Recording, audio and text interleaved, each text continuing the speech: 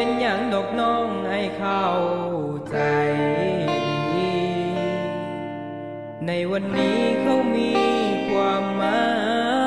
ยกว่าถึงแม้นหอยหักวันเก่าของสองเรายังรบกวนหัวใจจนเสียดายแต่ไอ้หัวเสียเจ้าไปแล้ว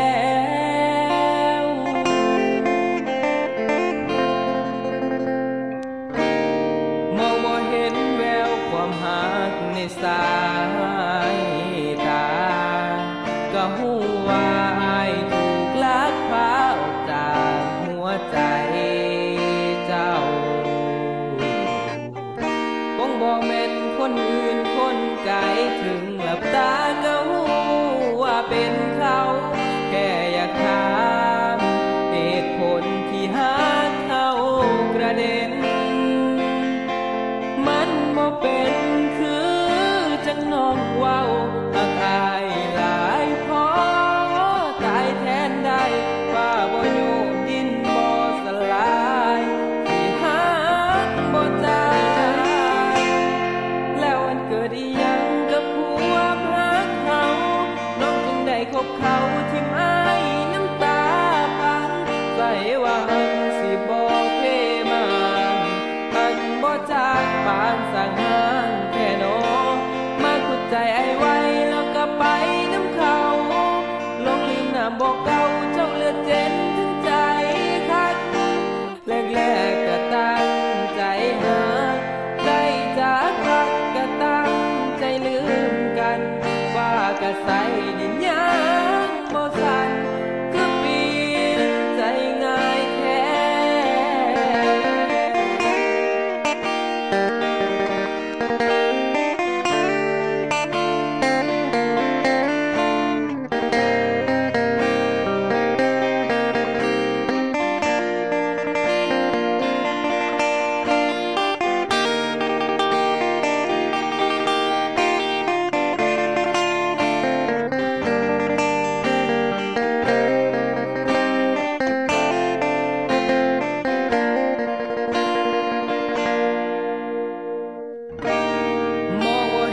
แววความหักในสายตาก็หูว่าอ้ายถูกลักพาออกจากหัวใจเจ้าคงบ่แม่นคนอื่นคนไกลถึงหลับตาก็หูว่าเป็นเขาแค่อยากถาม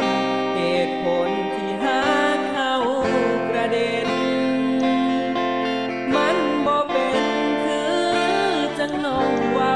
หักอายหลายพอตายแทนได้ว่าบ่อยู่กินบ่สลายที่หักบ่จางแล้วมันเกิดอีหยังกับความหักเขาน้องจึงได้คบเขาทิ่มอ้ายน้ำตา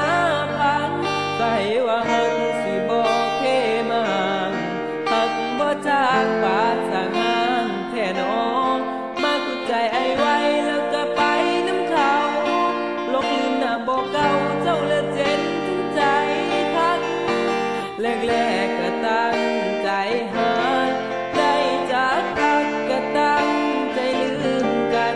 ว่าก็ใส่ดินยางบ่สั่นคือเปลี่ยนใจง่ายแท้แรกๆก็ตั้งใจหาได้จากพักก็มาทิ่มกันว่าก็ใส่ดินยางบ่สั่น